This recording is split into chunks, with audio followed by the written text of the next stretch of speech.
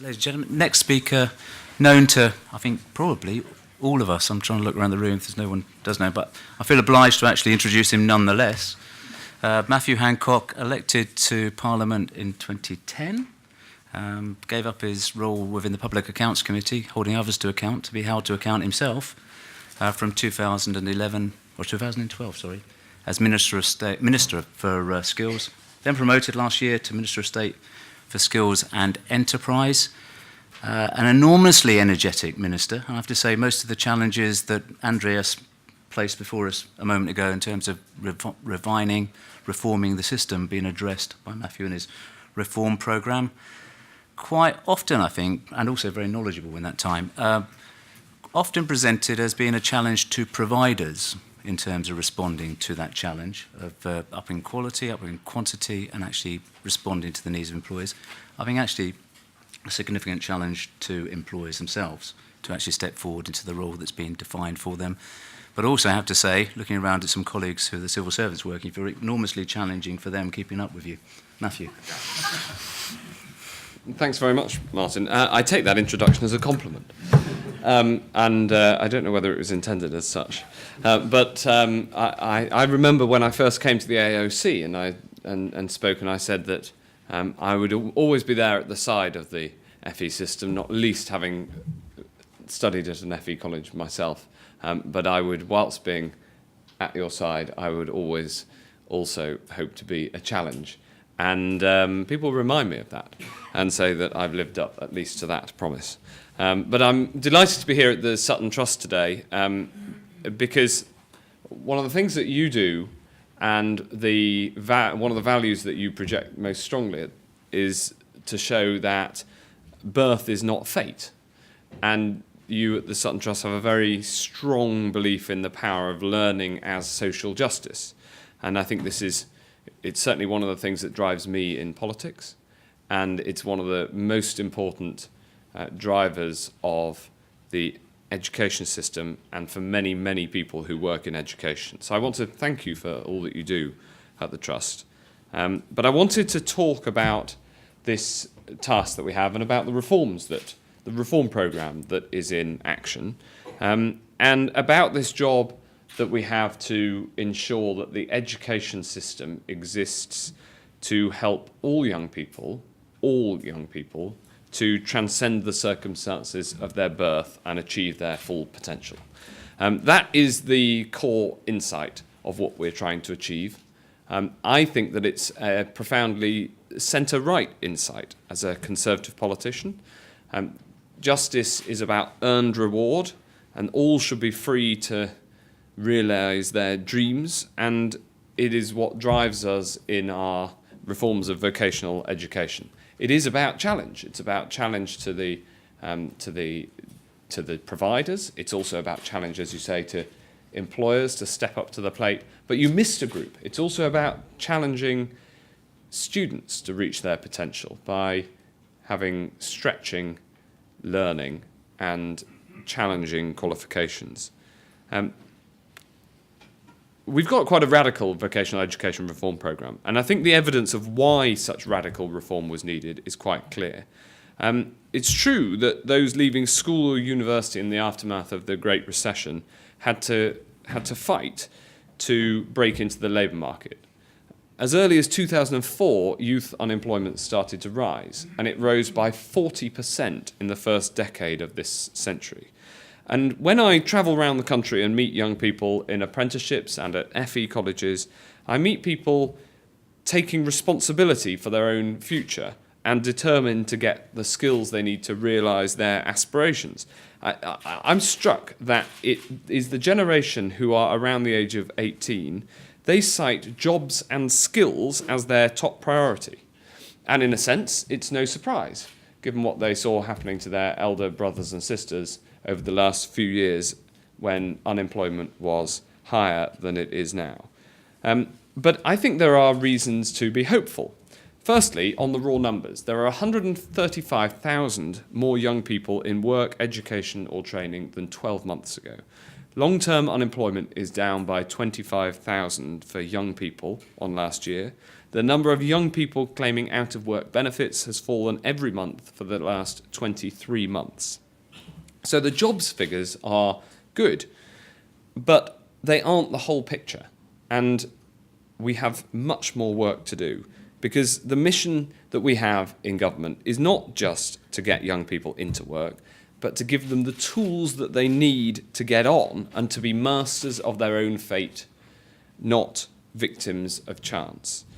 And I think that one of the areas that can have the biggest impact on this is the development of apprenticeships.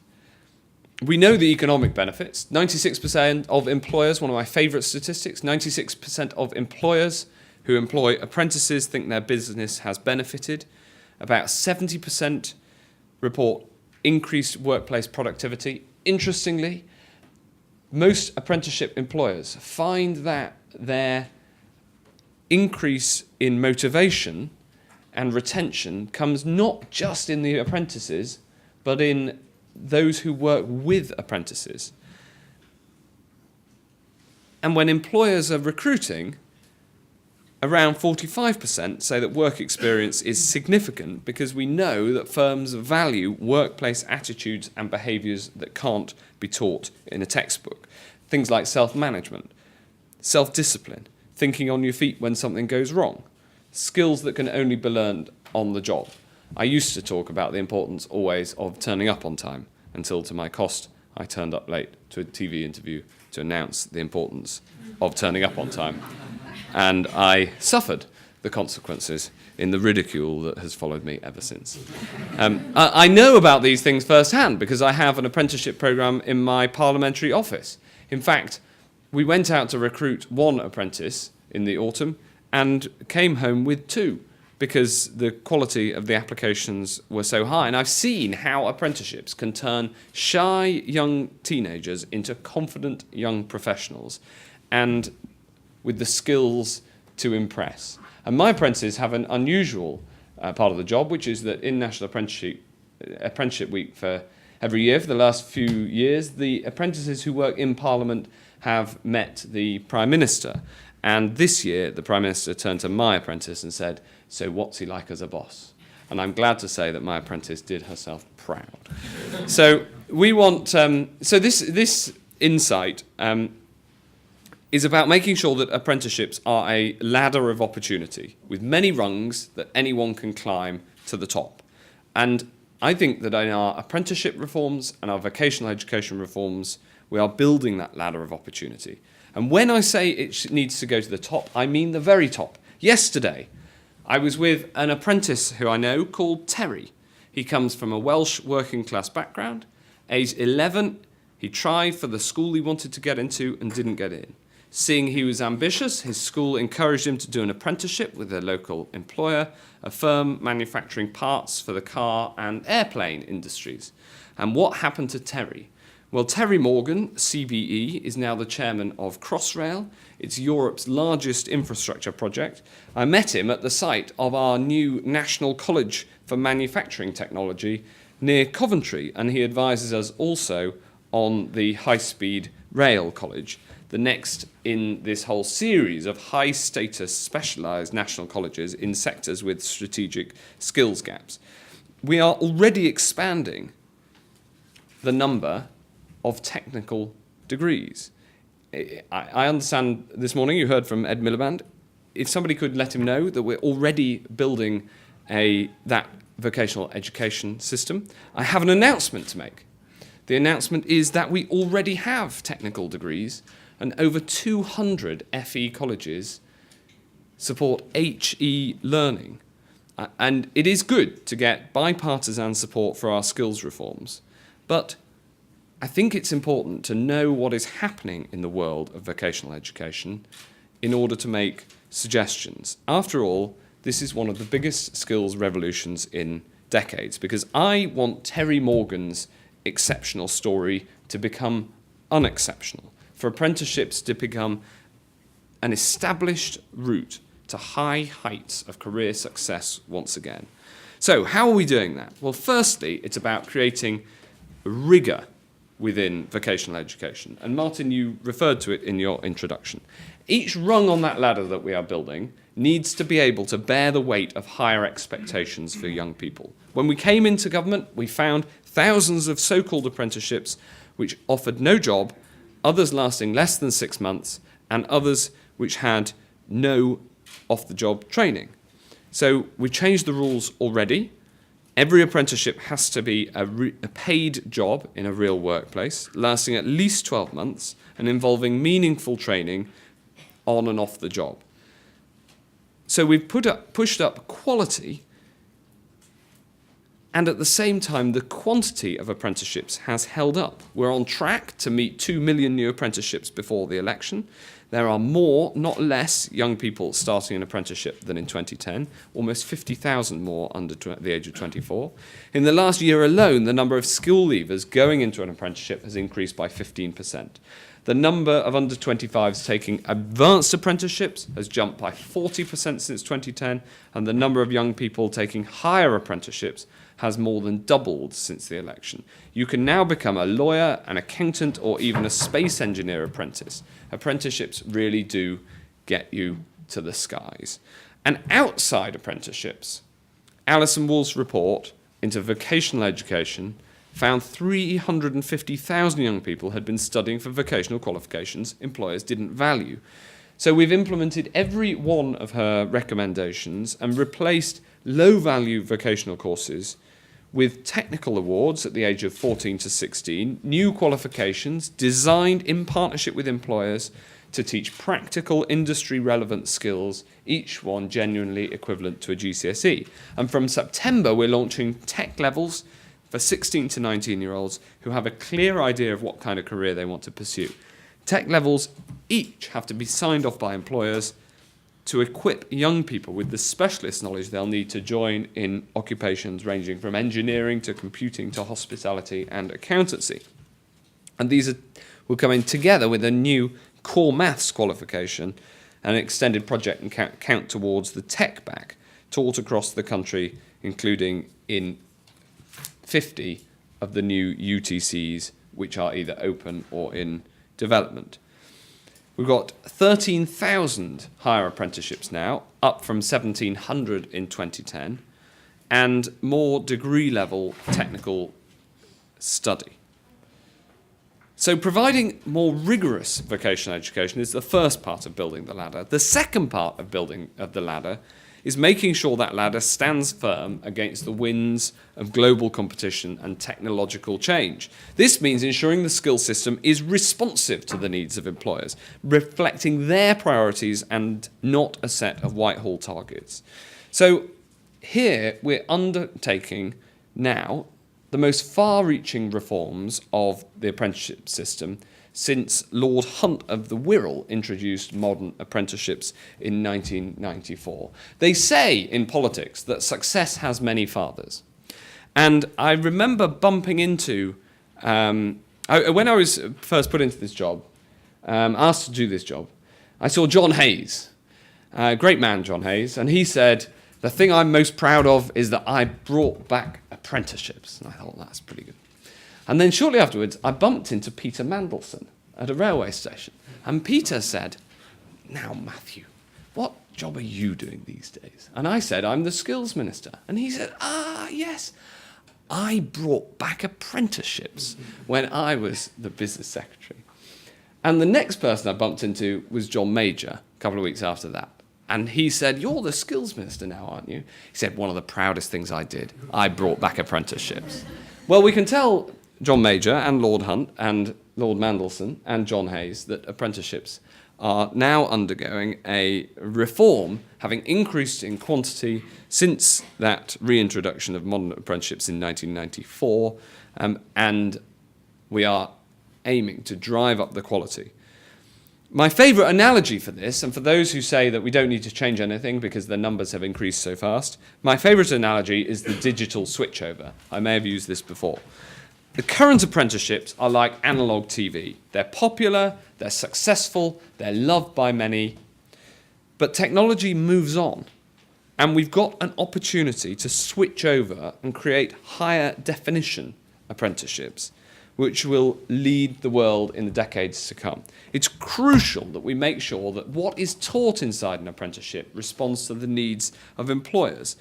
For too long, the antennae of apprenticeships were pointed towards the complex skills bureaucracy, and we need to retune it so they pick up the signals from employers about what they need. It's about encouraging employers to work with training providers to design new high-quality courses to deliver the skills they want, a new social contract with the taxpayer, employers and the apprentices themselves all working in partnership, all contributing to securing Britain's economic future. It is no smaller than that. And it's becoming a reality. Over 400 employers are engaged in designing trailblazers for the new standards.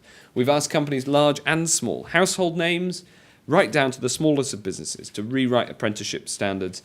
Shorter, clearer, better standards written for employers by employers with rigorous assessment to make sure every successful apprentice has the skills and the know-how to be a well-rounded, fully qualified professional.